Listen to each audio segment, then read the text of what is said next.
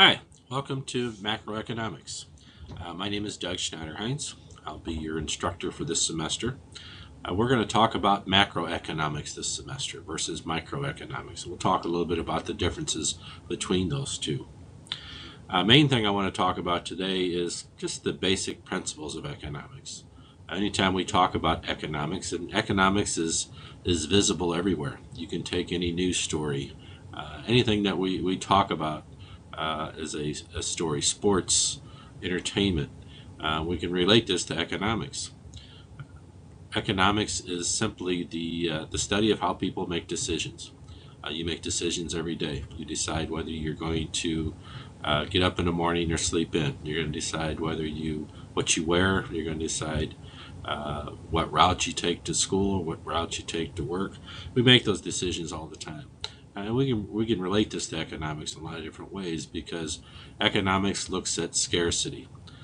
We all have scarce resources. We all have limited resources. We all have pretty much unlimited wants. That's why when we make more money, we actually spend more money.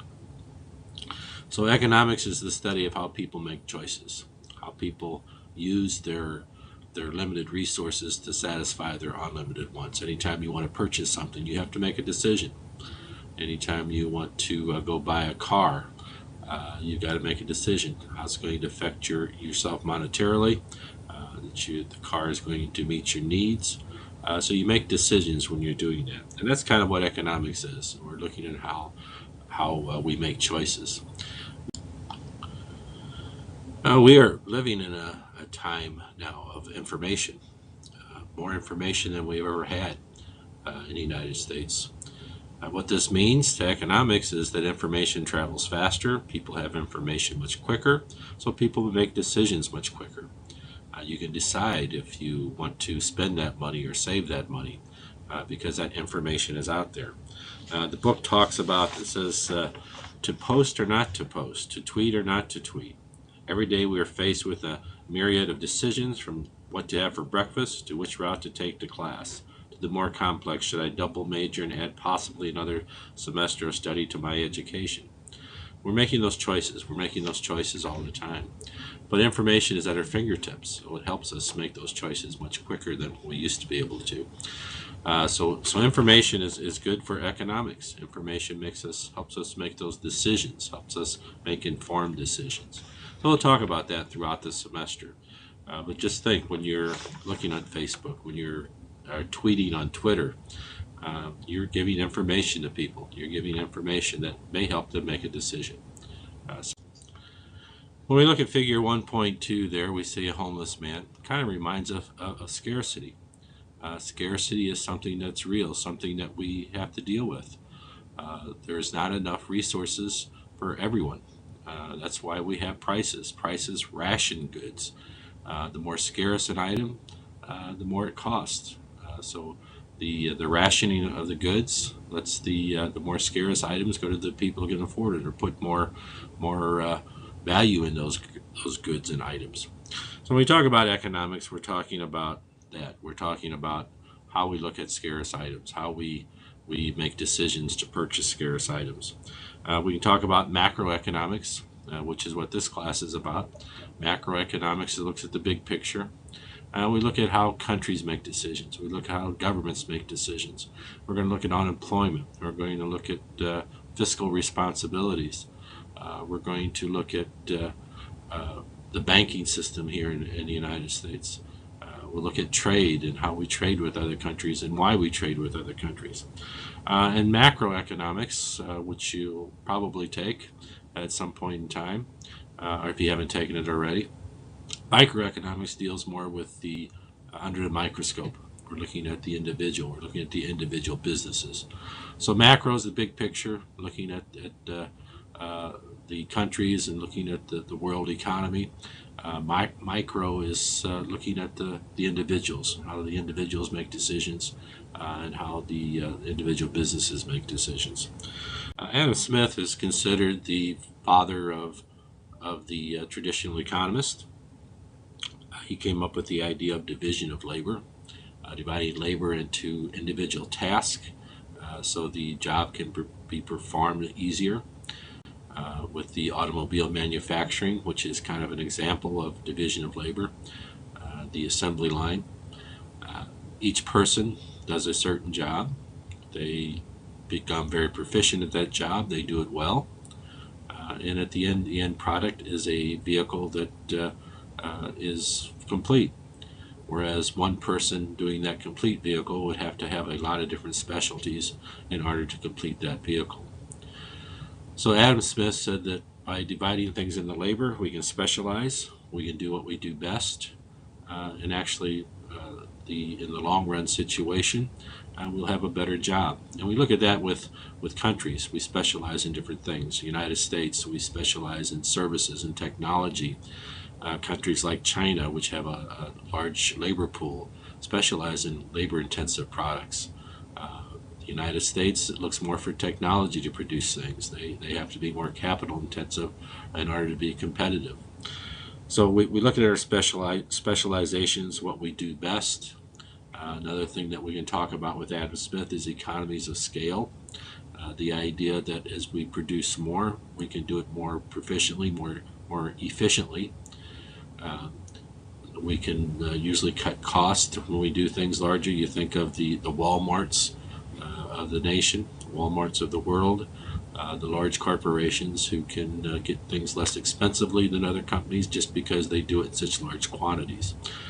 So the economies of scale is the idea that when we do things that we specialize in, we can do those things more proficiently, more efficiently, and usually on a larger scale.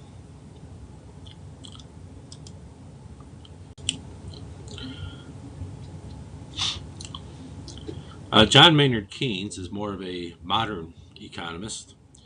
John Maynard Keynes came up with theories that are used today. As a matter of fact, during this past recession, most of the Keynes theories were being used to help us get out of this recession. One of those tools that we use now is fiscal policy.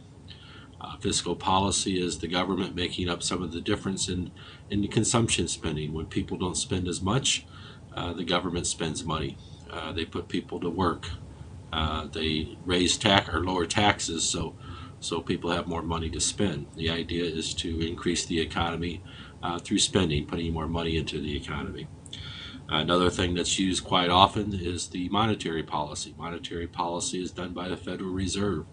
Federal Reserve Bank controls the amount of money in circulation, the amount of money in the money supply, which either makes money less expensive or more expensive. The more money we have in the economy, the less expensive money is. Banks will loan the money out less expensively because there's more of a money supply. The less the money supply, the higher the interest rates will be because there's a shortage in the money supply. Figure 1.6 depicts the circular flow. The circular flow diagram depicts how we measure GDP. We use this when we talk about gross domestic product in the United States. The idea here is that on one side, the firms are supplying the wages, salaries, and benefits to the household. The household supplies the laborers for those wages. On the other side, the firms supply the goods and services, and the household supply the money that pay for those firms. So we have that circular flow. Money coming in, money going out, households supplying the labor, the firms supplying the goods and services that the households purchase, and the firms supplying the money that they're purchased with. Supply creates its own demand. It's one of Say's laws. We'll talk about Say later on, but the idea that when we produce something, we're making money so we can purchase something. The firms are supplying those jobs. They're supplying the wages for those jobs, and in turn the people could buy things so we can actually produce more. The picture in figure 1.7 shows the pyramids of ancient Egypt. Egypt was considered what we call a command economy. A command economy has a ruler. A ruler tells what's to be done. As a matter of fact, the ruler of Egypt was the ones who built the pyramids. They ordered those pyramids to be made. It wasn't a project done by a public firm. It wasn't a private firm. It wasn't done by a construction company. The ruler of that country commanded that to be done, and it was taken care of. And that's what a command economy is. A command economy, the ruler says what's to be built, what's to be grown as far as food, what's to be purchased. So the command economy is ruled by the government. On the other hand, we also have what we call a market economy. The United States is what we consider a market economy. In a market economy, the people pretty much say what's going to happen. You actually rule the market economy. When you purchase something, you're saying, I want that product to be made. If I were to open a sushi restaurant across the street and I had a line out the door for 12, 13 hours a day, those people coming in and buying sushi would be voting for that sushi restaurant to stay open. Matter of fact, there would probably be more sushi restaurants coming to the area because the market would be so good for sushi in this area that more businesses would come in. And that's a decision that we have a private enterprise here that can be made, a decision that people can do. They can open businesses. However, on the other hand, if I opened that sushi restaurant and nobody came in, I couldn't make any money off it, I'd have to close down. The people wouldn't be voting for my sushi restaurant to stay open. In a command economy, the ruler could say, well, that sushi restaurant's going to stay open. In a market economy, that sushi restaurant would close down because the people didn't vote for that restaurant to stay open. They didn't spend their money for sushi, so that restaurant would close down. In a market economy, we have markets. Markets where we exchange things. A book definition of a market is interaction between potential buyers and sellers, a combination of demand and supply. And that's kind of where we get into demand and supply. We have that supply, we have that demand. Where those two come together, we have an equilibrium. So everything that is supplied is demanded. We have that market clearing price, in other words. So the idea that we have those markets, they show a picture here, the New York Stock Exchange. New York Stock Exchange is a good example of a market because supply and demand dictate price. I'm not sure if you have stock or bonds or anything like that, but if you watch stock, it can change. It can change very quickly. And that price is changed because of supply and demand. When people are demanding those products, there's a certain amount of those products in the market, certain amount of that stock available, the price is going to go up. When that price gets to a certain point, people will start demanding less or demanding more of it, which is going to make the price go up even higher. If people demand less of the product, less of that stock, the stock is going to go down. Something happens with that company, which makes people not want that company anymore, then the price of that stock goes down. So that's a good example of a market where supply and demand dictate price. And supply and demand dictate price in every market, but a market is simply saying that there's a place where the potential buyer can meet the potential seller and come to an agreement to make a purchase. The last slide, figure 1.9, talks about globalization. In other words, selling things from one country to the other. We are in a global society. The world is getting smaller. Technology has brought us closer together. I can buy things from China directly. I can buy things from Canada directly. I can sit at home at my computer and make purchases from other countries. And that specialization comes into act here. We specialize in things here in the United States, and we export those to other countries. Other countries specialize in other things, and they export them to us. We import those things. Export means that we're shipping things out, we're selling things to other countries. Importing means we're buying things from other countries.